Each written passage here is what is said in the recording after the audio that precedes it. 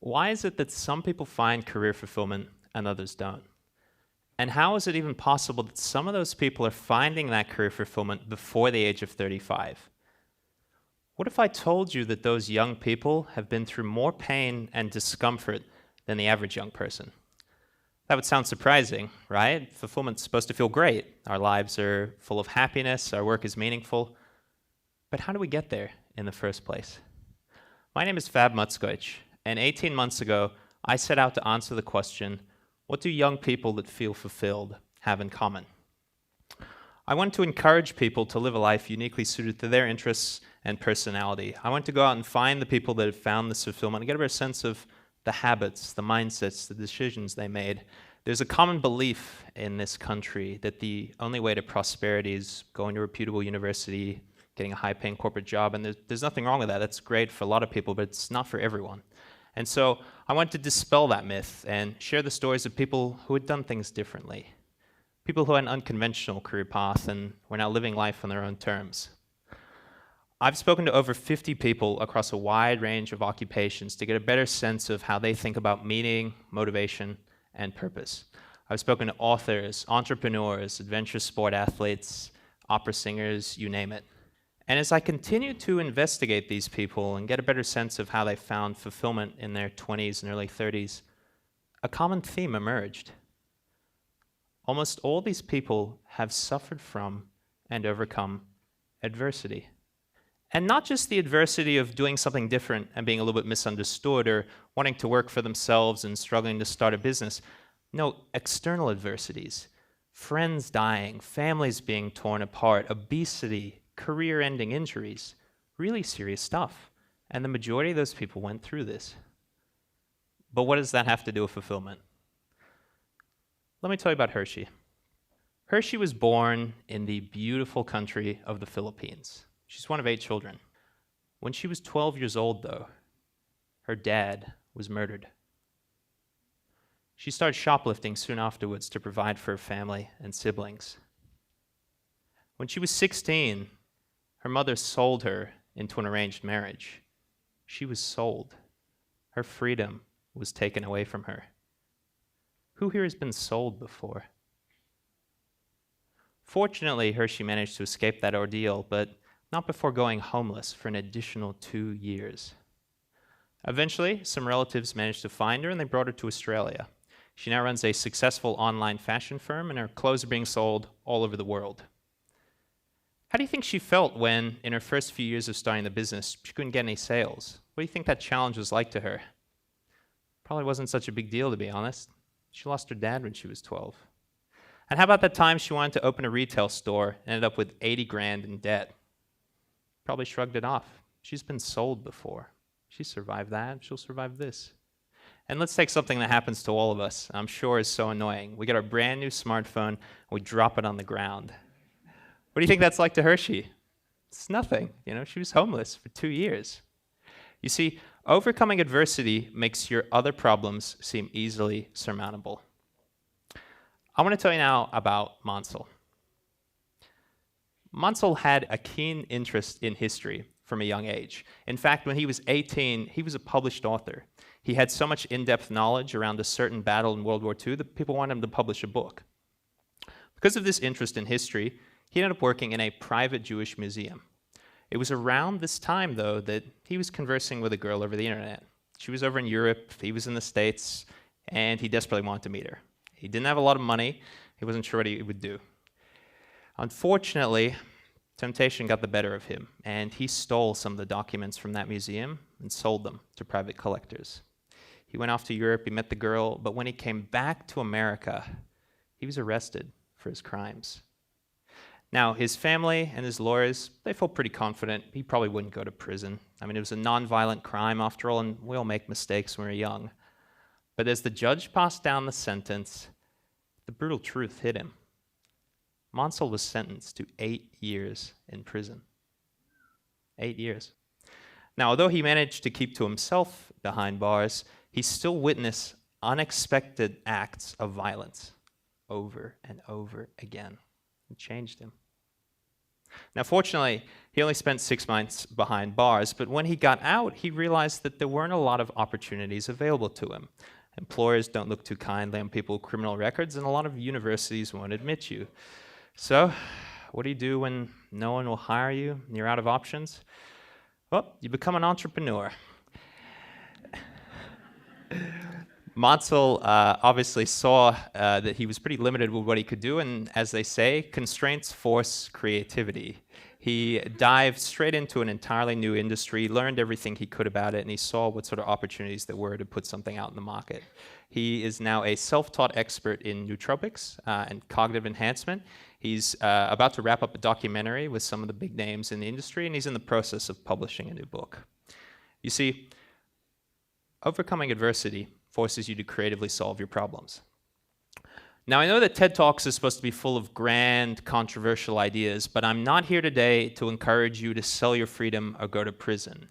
No, I think it's unlikely that we will experience the level of adversity that these individuals have, but that doesn't mean that there isn't a lesson here for all of us. You see, the point I've tried to illustrate with these examples is that overcoming adversity enables you to grow. We've seen how it makes your other problems seem easily surmountable and also forces you to creatively problem solve. And that growth, that personal growth, that's a key part of reaching fulfillment. Fulfillment isn't something that just happens overnight. We don't wake up one day, we feel fulfilled. It's a journey. We work for it. And the difference between where we are now and a stage where our work brings out the best in us, there's a lot of growth involved. And along that journey, we're all going to be presented with challenges. Every single one of us is going to have challenges we face in our lives and careers. Do we move off into that new industry? Do we go overseas and leave our lives here behind? Do we start the business we've always wanted to? And those challenges, they are a form of adversity. There's just one major difference. They're optional. You get to decide if you want to tackle them. And they are often discomforting. They are painful. And human beings, we're really, really good at avoiding pain. That's one of the reasons we often shy away from challenges like this. But let's go back to our original point. Overcoming adversity enables you to grow. And if we're willing to tackle the discomfort, if we're willing to face these challenges, that optional form of adversity, overcoming those challenges, it's what's going to enable you to grow. You can't shy away from the discomfort. The pain is what forces the growth. So now I want to tell you about a voluntary challenge that I decided to face in my own life. 18 months ago, I set out to answer the question, what do young people that feel fulfilled have in common? And when I set out to do this, I had no idea where to begin. I could have not been more grossly underqualified. I also had no idea as to the subsequent amount of challenges that would face me on this path. I don't think I knew of anyone who had reached fulfillment in their own lives. I certainly hadn't interviewed someone before.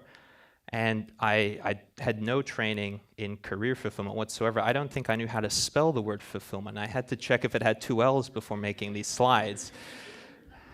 And then how was I going to get these people to talk to me, even though I could find them? I was just a nobody. I had nothing to convince them to give me their time. But as we've seen, big problems like this, they often require a creative solution. And so I decided I need a platform. I need a way to convince people to give me their time and also a way to share these stories out into the world. So I started a podcast, which I called The Journey. And then it hit me. I knew even less about podcasting than career fulfillment. I knew nothing about running a podcast. I'd listened to maybe 1 or 2 before, and I have no training in audio engineering or sound production or interviewing people. And so naturally, you'd think I'd be pretty bad at this, right? You'd be correct. I was pretty bad at this when I started. I still cringe at that very first interview. I spoke over the guest the entire time. They would respond. I'd go, yeah, and I did that every 30 seconds. It was terrible. But slowly I got better. And it was partially practice, but also necessity. I was just embarrassed and really scared about making a fool of myself in front of other people who I respected and wanted to get to know better. I also had this additional challenge of putting these episodes out into the world, making people listen to these interviews, which was great that people could listen to it and tell me that they were enjoying it, but bad because they told me the audio was crap and that it was a struggle to listen to. So I had to then go out and learn about compression and leveling and normalization, all those fancy audio terms. But one of the biggest challenges I faced was having to move up to speaking to bigger and bigger people. Originally, it was just the courage and the connections I have to speak to people I knew, and slowly I stepped up to friends of friends, and then I bit the bullet. And I cold emailed complete strangers asking if they'd tell me about their life stories and their thoughts on careers. And sure enough, I was soon ready for my biggest challenge yet, interviewing one of my idols, Ryan Holiday. Ryan is a New York Times bestselling author. In fact, he's been on the list more than once, and it's made all the more impressive because he's not even 30 yet.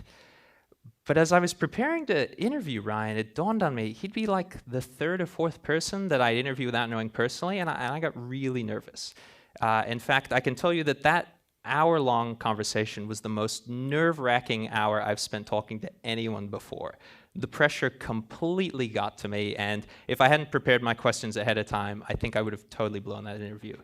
In fact, the days afterward, I remember being upset that I didn't do a good enough job, and I just refused to listen back to the audio. But if you can survive an interview like that, and I did, the other ones become easy.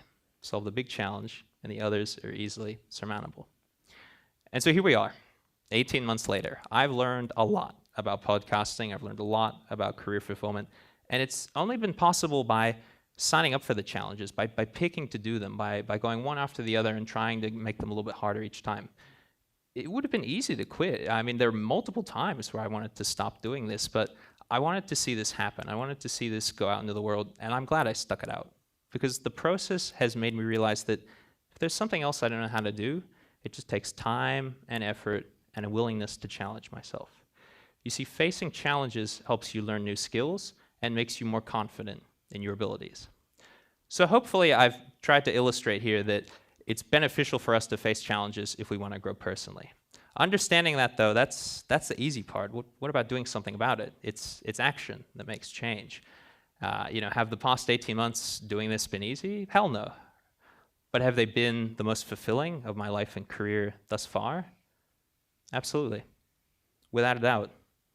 It's just been more rewarding than anything else I've ever done. I've loved it, and it's been tough. In fact, if you're going to become better and you're going to learn to, challenge yourself and level up, you're going to have to find comfort in the discomfort. And so I tell you to not shy away from that discomfort, that pain. There's no sugarcoating it. These challenges, you're all going to get offered them, and you should step into them. You should go into them full force. There might be times where public embarrassment is a consequence, a fear of failure. There'll be a lot of work. You might not even know what you're doing half the time. If you give a TED Talk, for example, I guarantee all those things would happen. I've been shitting my pants for weeks now. But remember, it's a challenge. It's about the challenge. That's what counts. And you can't shy away from the discomfort, because that's what makes you grow. Don't avoid it. And so what I leave you with today to consider is this.